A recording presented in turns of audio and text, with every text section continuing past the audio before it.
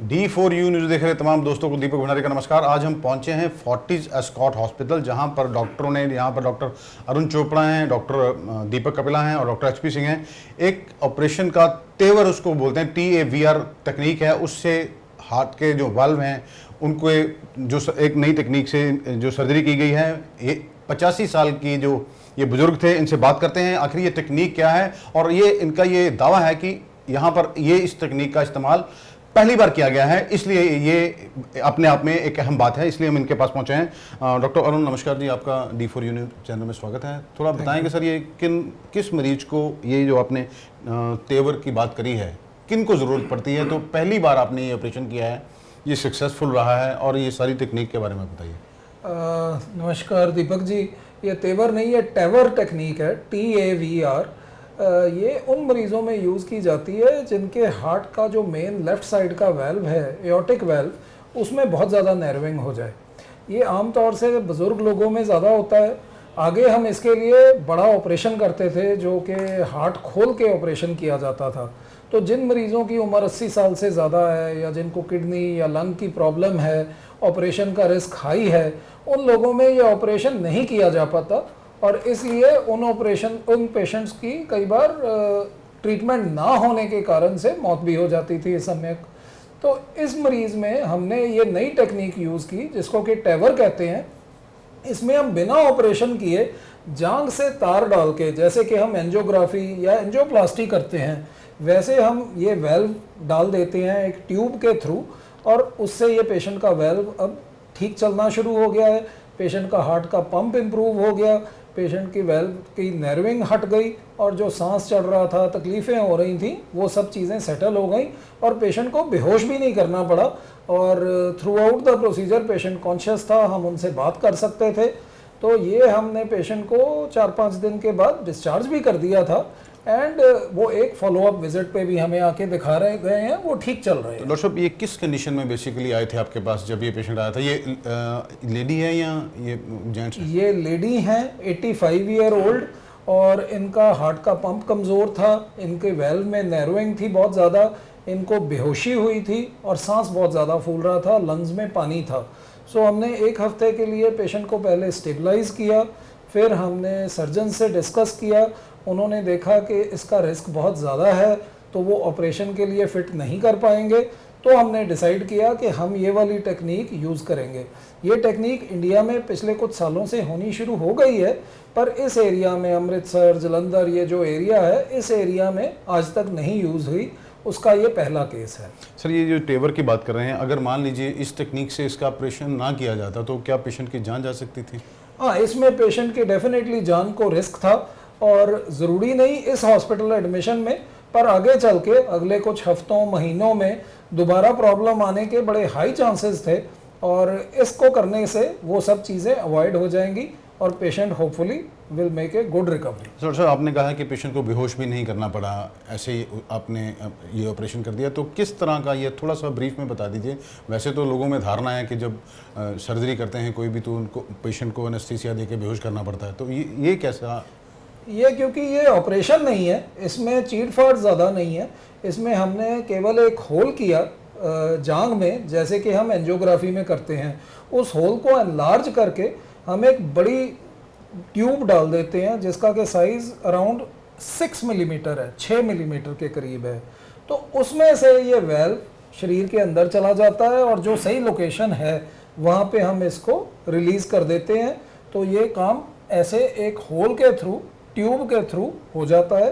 क्योंकि हम इसके में ऑपरेशन नहीं कर रहे, चीट फाड़ नहीं कर रहे, पेशेंट को इतनी दर्द नहीं होती, तो हम सिर्फ लोकल एनेस्थीसिया देते हैं और पेशेंट को सेडेट करते हैं, थोड़ा सा उनको नींद की दवाई देते हैं, ताकि उनको बहुत ज़्यादा पेन ना हो और उनको ज़्यादा याद ना रहे एग्जैक्टली क्या हुआ था। तो इससे ये प्रोसीजर बड़ी सेफली किया जा सकता है। डॉक्टर साहब, ये सारा आप फिर स्क्रीन पे देखते हैं, जो भी आप उसे कर रहे थे? ये सब रिकॉर्ड किया जाता है सारा स्क्रीन पे। सर, अगर बात करें तो ये कितनी देर का ऑपरेशन होता है? ये करीब हमें 1 घंटा लगा। इसकी प्लानिंग लंबी होती है, बट ये प्रोसीजर करीब 1 घंटे का था। 1-1.5 घंटा हमें टोटल लगा। तो अगर मान लीजिए सर ये टेक्निक नहीं होती, तो फिर पेशेंट का क्या होता है? फिर ये पेशेंट को हम मेडिसिन पे रखते हैं। अच्छा, इसका फिर ऑपरेशन नहीं इसमें ऑपरेशन का रिस्क बहुत ज़्यादा था। अगर आप बताओ किसी चीज़ में कि ऑपरेशन का रिस्क 10-20% है, कि 10 में से 2 मरीज़ या 3 मरीज़ अस्पताल में से बाहर ही नहीं निकलेंगे ऑपरेशन के बाद, तो कौन ऑपरेशन कराना चाहेगा। जी जी। तो इसलिए सर्जन खुद ही पेशेंट और उनके रिलेटिव्स को समझा देते हैं कि इनके लिए जो दवाइयाँ हैं वो बेस्ट हैं, जितना टाइम निकाल सके दवाइयाँ पे उतना अच्छा है। तो ये जो टैवर की बात आपने कही है, इससे दोबारा फिर वो जो वेल्व आपने जो उसको खोला है जहाँ जो अब ब्लड सप्लाई शुरू हो गई है, तो दोबारा उसके चांसेस तो नहीं है उसको बंद? नहीं, आगे चल के ये वेल्व खराब हो सकता है, इसमें नर्विंग आ सकती है, इसमें लीकेज भी हो सकती है, बट यूजली इस एज पे आके ये प्रोसेसेस बहुत स्लो हैं एंड तकरीबन आप लगाओ कि 8-10 साल ये वेल्व ठीक चलना चाहिए। उसके बाद अगर दोबारा कोई प्रॉब्लम आए तो इसके अंदर एक नया वेल्व भी डल सकता है। मतलब देयर इज हाँ जी, देयर इज एन ऑप्शन, पर इन जनरल ये इतनी देर चल जाता है जितनी पेशेंट की नॉर्मल लाइफ होती है। तो डॉक्टर साहब कुछ ये सर आप सिर्फ ऐसे पेशेंट्स में ही यूज़ करते हैं जिनकी एज हो या ज़्यादा हो, या अब जो यंग पेशेंट्स आते हैं उनमें भी आप ये टेक्निक अपनाएंगे? अभी यंग पेशेंट्स के लिए ये टेक्निक अप्रूव्ड नहीं है, ये अभी हाई रिस्क और मीडियम रिस्क पेशेंट्स के लिए अप्रूव्ड है। लो रिस्क पेशेंट्स में इनकी ट्रायल्स चल रही हैं और उनको अप्रूव होने में टाइम लगेगा वैसे भी, क्योंकि ये बहुत महंगा प्रोसीजर है। तो हम प्रेफर करते हैं कि जो बहुत हाई रिस्क पेशेंट हों उनमें ही यूज़ किया जाए, क्योंकि जो नॉर्मल सर्जिकल वेल्व रिप्लेसमेंट है वो इससे करीब 1/6-7 कॉस्ट में किया जा सकता है। तो इसलिए हम चाहते हैं कि सिर्फ उन लोगों में ये प्रोसीजर किया जाए जिनके लिए कोई और अच्छी ऑप्शन ना हो। तो कितना डॉक्टर साहब इसका पूरा खर्चा ये तो काफ़ी महंगा प्रोसीजर है, इसका तो 25 लाख के करीब का खर्चा है। तो इसलिए सर आप और कुछ कहना चाहें हमारे दर्शकों को? बस यही कहना चाहूँगा जी कि आपको अवेयरनेस होनी चाहिए कि इस तरह की टेक्निक्स नई नई डेवलप हो रही हैं दुनिया में और इंडिया में भी आ रही हैं। आपके घर में यहाँ पे पंजाब में अमृतसर में भी आ रही हैं और ये सारे प्रोसीजर्स यहाँ फोर्टिस एस्कॉट्स हॉस्पिटल में हम लोग रेगुलरली करते हैं। ये हमारी पूरी टीम इसमें शामिल होती है। मैं आपको अपने टीम के मेंबर्स भी हम सारे जो इकट्ठे काम करते हैं उनसे मिलवाना चाहूँगा, जो कि हम मिल के ये प्रोसीजर्स करते हैं, जिसके कारण के हम हर तरह का कॉम्प्लेक्स प्रोसीजर, चाहे वो एंजियोप्लास्टी का हो, चाहे वो सर्जरी का हो, चाहे वो टेवर हो, पेसमेकर्स हों, डिवाइसेस हों, वो हम बड़ी सेफली एंड इफेक्टिवली कर सकते हैं। ये थे डॉक्टर अरुण चोपड़ा जिन्होंने बताया है कि टैवर किस पेशेंट में किस हद तक सक्सेसफुल है। हमारे साथ अब डॉक्टर दीपक कपिला हैं, ये भी फोर्टिस एस्कॉट हॉस्पिटल के कार्डियोलॉजिस्ट हैं। ये भी डॉक्टर साहब ये बताएंगे ये टैवर जो टेक्निक है, अभी डॉक्टर अरुण से भी बात हुई है, तो इसका आम लोगों को क्या फ़ायदा मिलेगा? दीपक जी, ये तो समझना हमें एक तो ये लेटेस्ट रेवोल्यूशनरी प्रोसीजर है। It's a state of the art technique जो आज तक पंजाब के लोगों को उपलब्ध नहीं थी। ठीक है, this is the first procedure happening here.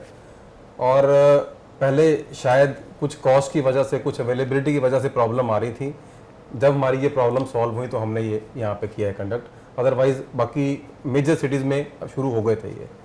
अब इसमें देखने वाली बात यह है कि इस जो बीमारी है जिसको एओर्टिक स्टेनोसिस बोलते हैं, इसका सिवाय वेल्व रिप्लेस करने के या खोलने के कोई और तरीका नहीं है, दवाई से ठीक नहीं होता। सो ऐसे पेशेंट जो कि सर्जिकल हाई रिस्क हो जाते, पहले उनके लिए जैसे डेथ सेंटेंस हो जाता था कि जी ऑपरेशन हो नहीं सकता, और जो टाइट एओर्टिक स्टेनोसिस हम कहते थे उसकी लाइफ हार्डली 6 मंथ्स या 1 ईयर रह गई है। So for them it was death sentence. Bed पे पड़े हैं, ज़्यादा चल फिर नहीं सकते, बहुत सांस फूलती है, बेहोशी हो जाती है। सो उनके लिए इट इज़ ए बून ना। और except for the cost thing, अब उनका जो है हम बिना ऑपरेशन के जो वेल्व चेंज कर देते हैं, they get a new life. उनकी क्वालिटी ऑफ लाइफ इतनी इंप्रूव हो जाती है। एंड लॉन्गेविटी तो अभी तक इसका आई थिंक डेटा ऑलमोस्ट 8-10 साल का है, और 10 साल तो ये बढ़िया चला है ना। बाकी लॉन्गेविटी उससे लंबा कितना चलता है नोबडी नोज। ठीक है। सो इन मरीजों के लिए जो ऑपरेशन के लिए हाई रिस्क थे, जिनका बिना ऑपरेशन काम नहीं चल सकता था दवाई से, उनके लिए ये जो है ये प्रोसीजर लाइफ सेविंग है and it is a boon for the society. And तो दूसरी बात मैं कहना चाहूँगा विच आई वांट टू इंसिस्ट कि अब इंडियन कुछ कंपनीज मेक इन इंडिया, उसमें they have started making these valves. अब ये वेल्व उन्होंने शुरू कर दिया है, पहले ये सिर्फ इंपोर्ट किए जाते थे, इसलिए कॉस्ट बड़ी हाई थी। अब इंडियन कंपनी ने उसकी कॉस्ट हाफ रखी है। अदरवाइज ये बहुत महंगी, जैसे उन्होंने बताया 25 लाख हाँ, तो 50 लाख होती थी। हाँ, अरे नहीं, 25 लाख जो है वो कंपनी तो बेस्ट कंपनी है, जो पहले 50 में दे रही थी, अब 25 में इंडिया में ले आई है। अब हमारी इंडियन कंपनी है, 1-2 कंपनीज हैं और आई थिंक ये वेल्व अब हमें 10 से 12 लाख में अवेलेबल हो जाएगा। अच्छा डॉक्टर साहब, हम एक ये दर्शकों को बताना चाहते हैं, आखिरकार ये वाल्व खराब क्यों होता है, अगर ब्रीफ में हम बता दें तो। देखिए, वेल्व नैरोइंग के 2-3 इंपॉर्टेंट कॉजेज हैं। इस एज में ज़्यादा जो पहुंचता है उसको हम डिजेनरेटिव बोलते हैं, एज रिलेटेड, जो 80-85 ईयर्स पे जाके हुआ। These are degenerative changes body में, जो है, जो हर एक ऑर्गन बना है उसके कुछ एज के लिए बना है, उसके बाद उसमें डिजेनरेटिव चेंजेस शुरू हो जाते हैं। स्पेशली उन लोगों में जिनका ब्लड प्रेशर ज़्यादा रहता है, जिनके पास शुगर है, उनमें ज़्यादा कॉमनली देखा गया। ब्लड प्रेशर से इसका काफ़ी ताल्लुक है जी। सो उनका विद एज ये नैरोइंग शुरू हो जाती है जी। दूसरे कुछ कॉजेज जैसे रूमेटिक हार्ट डिजीज है जी, जो बच्चों में पाई जाती है, जो गले से, सोर थ्रोट से होती है, वेल्व को इफेक्ट कर लेती है रूमेटिक हार्ट डिजीज, और आगे जाके ये वेल्व की नैरोइंग कर लेती है। सो यंगर लोगों में ये ज़्यादा रूमेटिक हार्ट डिजीज, या दूसरा कारण हम कहते हैं कंजेनाइटल हार्ट डिजीज, जन्म से ही उनके वेल्व एबनॉर्मल होते हैं। सो ये 3 कॉमन कॉजेज हैं, degenerative, rheumatic heart disease and congenital, मतलब जन्म से ही खराब हुआ है। तो डॉक्टर साहब, जैसे हम पंजाबी का खान पान का लेकर बहुत है, जंक फूड का बड़ा रोल, उसका कितना रोल है ये सब खराब करने में? दीपक जी, लकीली ये जो वेल्व की बीमारी है, इनका खान पान से ज़्यादा ताल्लुक नहीं है। नहीं तो पंजाब में तो बहुत होते हैं। Luckily it's more age related. ठीक है।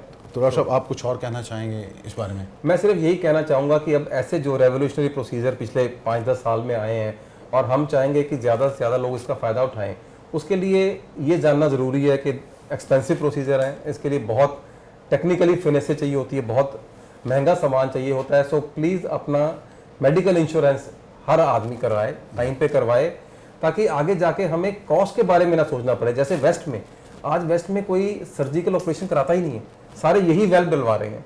क्यों? क्योंकि उनका मेडिकल इंश्योरेंस कॉस्ट देखता है, और अगर आपकी cost is taken care of, फिर आपको ऑपरेशन क्यों कराना है? फिर तो बिना ऑपरेशन डाके अगले दिन घर जाओगे। जी जी जी जी। तो इसलिए अपना इंश्योरेंस करें और इन चीज़ों का जो लेटेस्ट टेक्नोलॉजी का पूरा फायदा होता तो सर डॉक्टर साहब, इसके लिए हॉस्पिटल स्टे कितना है? आपने जो टैवर तकनीक यूज़ करी, कितने दिन है। It is normally 2 to 3 days। उसके बाद 2 से 3 दिन से आप second day you are walking about, आप चल रहे होते हैं। 2 दिन हॉस्पिटल रखे, तीसरे दिन हम जो अनकॉम्प्लिकेटेड पेशेंट को भेज देते हैं। धन्यवाद हमारे साथ बात करने के लिए। ये थे डॉक्टर दीपक कपिला। इससे पहले डॉक्टर अरुण चोपड़ा ने भी बड़े विस्तार से बताया कि टैवर तकनीक का इस्तेमाल अब जो है पहले पंजाब में नहीं होता था, यहाँ फोर्टिस एस्कॉर्ट हॉस्पिटल में शुरू हो गया है। लेकिन ये प्रोसीजर महंगा है, उन लोगों को खास ध्यान रखने की ज़रूरत है जिनका हाई ब्लड प्रेशर रहता है, हाई शुगर रहती है, और हर एक भगवान ने जो इंसान बनाया है उसके अंगों की एक उम्र होती है। उम्र के साथ ये वाल्व ख़राब हो जाते हैं, सांस फूलने लगती है बंदे की, वो अपनी मृत्यु का इंतज़ार करता है। लेकिन अब वो ये महंगा ज़रूर है, लेकिन अगर हम अपनी इंश्योरेंस करवाएंगे तो ये महंगे प्रोसीजर से बच सकेंगे।